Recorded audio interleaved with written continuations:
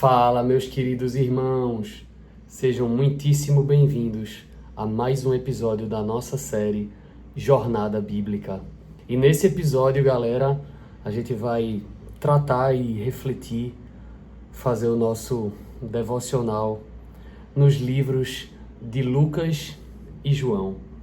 E galera, começando pelo livro de Lucas, que já segue uma linha bem parecida com Mateus e Marcos, a gente vê a série de acontecimentos e fatos realizados pelo nosso Senhor Jesus Cristo, mostrando desde o seu nascimento até a consumação, até a sua ressurreição, e ascensão ao Pai, deixando conosco o Espírito Santo, aquele que nos guia e que nos alimenta eternamente. Eu gosto também no livro de Lucas como ele retrata o nascimento do nosso Senhor Jesus. Veja em Lucas 1, no versículo 26 em diante, o nascimento de Jesus é anunciado. No 6º mês, o anjo Gabriel foi enviado por Deus a uma cidade da Galileia chamada Nazaré, a uma virgem que estava comprometida a casar com um homem da casa de Davi, cujo nome era José. A virgem se chamava Maria. E aproximando-se dela, o anjo disse: Salve, agraciada, o Senhor está com você. Ela, porém, ao ouvir essa palavra, perturbou-se muito e pôs-se a pensar no que poderia significar essa saudação. Mas o anjo lhe disse: Não tenha medo, Maria, porque você foi abençoada por Deus. Você ficará grávida e dará à luz um filho, a quem chamará pelo nome de Jesus. Este será grande e será chamado Filho do Altíssimo. Deus, o Senhor, lhe dará o trono de Davi, seu pai. Ele reinará para sempre sobre a casa de Jacó, e o seu reinado não terá fim. Então Maria disse ao anjo: Como será isso, se eu nunca tive relações com homem algum? O anjo respondeu: O Espírito Santo virá sobre você, e o poder do Altíssimo a envolverá com a sua sombra. Por isso, também o ente santo que há de nascer será chamado Filho de Deus. Eu gosto do detalhamento no livro de Lucas, porque assim como Mateus, ele é bem criterioso nos detalhes. Como é bom, meus irmãos, buscar a presença do Senhor nas nossas vidas. Desde o nascimento, aliás, desde o início de tudo, os primeiros milagres, as curas, as libertações, o guia que Ele é, o pão da vida. Cristo nos fortalece, meus irmãos. E a gente pode pegar a Bíblia desde o Antigo Testamento até o Novo.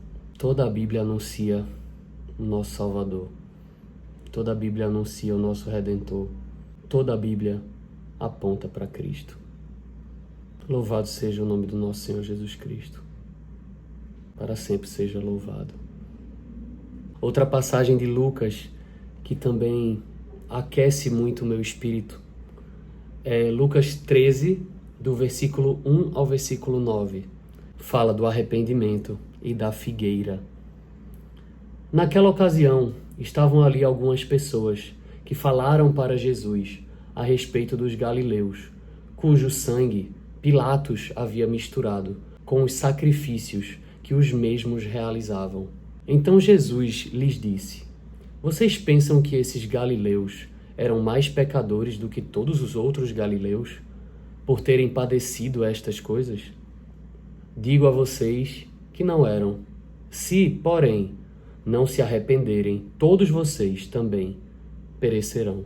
E, quanto àqueles 18, sobre os quais desabou a torre de Siloé e os matou, vocês pensam que eles eram mais culpados do que todos os outros moradores de Jerusalém? Digo a vocês que não eram. Mas, se não se arrependerem, todos vocês também perecerão. E Jesus contou a seguinte parábola. Certo homem tinha uma figueira plantada na sua vinha e, vindo procurar fruto nela, não achou. Então disse ao homem que cuidava da vinha: Já faz 3 anos que venho procurar fruto nesta figueira e não encontro nada. Portanto, corte-a, porque ela ainda está ocupando inutilmente a terra? Por que ela ainda está ocupando inutilmente a terra? Mas o homem que cuidava da vinha respondeu: Senhor, deixe-a ainda este ano, até que eu escave ao redor dela e ponha estrume. Se vier a dar fruto, muito bem. Se não der fruto, o Senhor poderá cortá-la. Isso vale para as nossas vidas, meus irmãos. A gente deve entender que somos criaturas caídas, que o pecado também faz parte de nós. E que se a gente não regar o Espírito Santo, se a gente não buscar o nosso Senhor Jesus, não daremos frutos. A gente deve buscar, a gente deve estar em oração, a gente deve ler a palavra, para que assim a gente entenda o que a gente deve fazer. É assim que a gente vai conseguir cultivar o Espírito Santo em nossos corações e cumprir a nossa missão, o nosso propósito, que é ser sal da terra e luz do mundo. E seguindo a leitura, meus irmãos, temos aí o quarto evangelho, um evangelho mais diferente, que não fala tanto sobre os fatos, sobre os passos do nosso Senhor Jesus Cristo aqui na terra, mas que foca na sua santidade, foca na sua comunhão com o Pai, foca no amor. É conhecido como o Evangelho do Amor. É o livro de João, que já começa falando: no princípio era o Verbo, e o Verbo estava com Deus, e o Verbo era Deus. Nós sabemos, meus irmãos, que temos um Deus triuno. Ele é Pai, Ele é Filho e Ele é Espírito Santo, que habita na terra após a ascensão de Cristo aos céus para sentar à destra do Pai. Ele manda o Espírito Santo para estar aqui conosco, nos alimentando e nos guiando, nos tornando de fato seres de luz, seres de amor, sal da terra. E João, ele é muito detalhista no que tange a santidade e o amor de Cristo, porque ele frisa que Cristo sempre avisou que iria cumprir o seu propósito, queria cumprir o propósito do Pai aqui na terra. E mesmo seus discípulos demoraram muito para entender.